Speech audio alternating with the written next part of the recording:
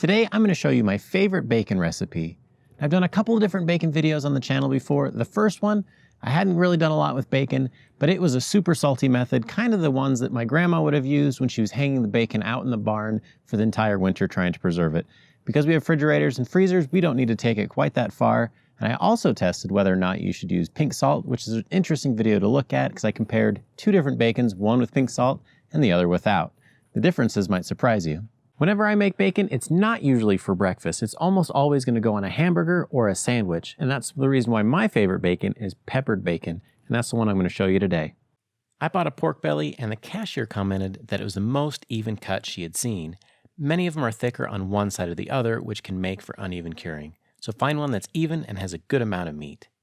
I cut mine in half to make it a more manageable size for curing and smoking, but you don't have to. The smaller size makes it possible to fit into a standard 1-gallon zipper bag. On my other bacon videos, people commented that weight is better than volume, and this will allow us to get the exact amount of cure for the size of the pork belly. Both halves were within 10 grams of 2,200 grams, which made for easy math. You're going to want 2% of the meat weight in salt, 1% in sugar, and 0.25% in curing salt number 1. In my example, I have a 2,200 gram pork belly and will tailor the recipe accordingly. 2% of 2,200 grams is 44 grams of salt. 1% is 22 grams of sugar. And 0.25% is 5.5 grams. You can add more or less salt and sugar, but don't go over the amount of the curing salt. I've said in the past that you don't need to use pink curing salt if you hot smoke your bacon, and I still stand by that. But since I'm giving this bacon away, I want to make sure that I have just that added measure of protection, and so I'm going to use the curing salt to reduce the risk.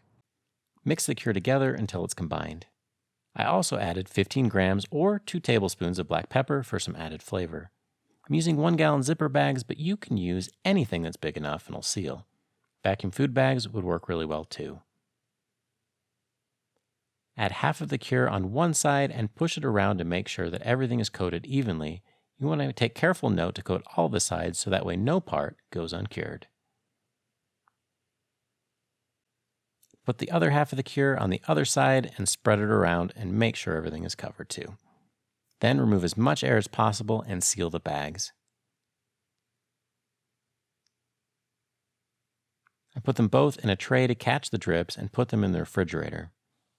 An hour later, the cure is already pulling out the moisture from the belly and making the brine. So with that, there's not a lot to do with your bacon for the next 7 days other than flip it every other day just to make sure that the cure gets on all sides of it evenly. And it's going to make an amazing transformation as it goes from pork belly and turns into bacon. And I'm going to make an amazing transformation too. Just check it out. After a week, the belly has become bacon. The color has darkened, it's lost weight, and it's stiffer. The next step in the process is an important one. You need to rinse all of the salt and the brine off of the bacon. The pepper acts as a really good indicator to see if you removed enough. If the pepper's gone, the salty brine is gone too. I repeat this a couple of times just to make sure the end product isn't too salty. If this is your first time, it's a good idea to fry up a piece and see if it's as salty as you like, but keep in mind the ends may have more surface area and will be a little bit saltier than the rest. With the cure removed, I pat the bacon dry with a paper towel and then add a good coating of black pepper. The pepper in the cure gave up its flavor a long time ago and we washed it off, so it's a good idea to add some more. Next, put it on a cooling rack in a baking tray in the fridge for a few hours to dry it out and form a pellicle. This will help the bacon absorb more smoke.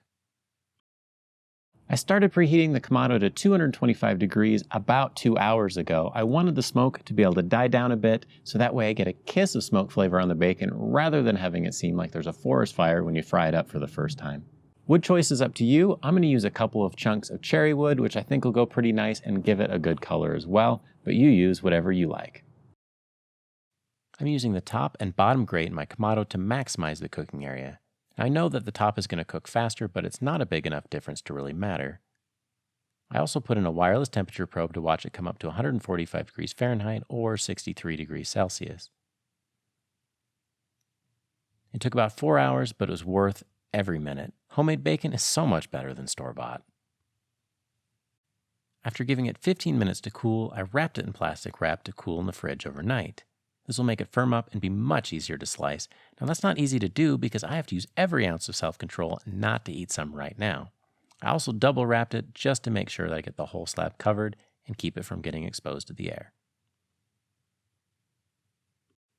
The end piece can be really salty, so I always throw the first slice or two into the quiche and soup pile. A good knife is an absolute must, but every time I do this, I really wish that I had a meat slicer. It doesn't matter if you like it thick or thin, you can do it just the way you like when you slice it yourself. The results speak for themselves, and I'm sure my friends and neighbors are going to enjoy it when I bring it by. People have asked how to keep your bacon long term. I weigh it into meal-sized portions and then seal it in a vacuum sealer bag. Then, throw it in the freezer until I need it. If I didn't have a sealer, I would double wrap it in plastic wrap, then once in aluminum foil or freezer paper. And of course, some of it never made it to the freezer. I had to get a taste.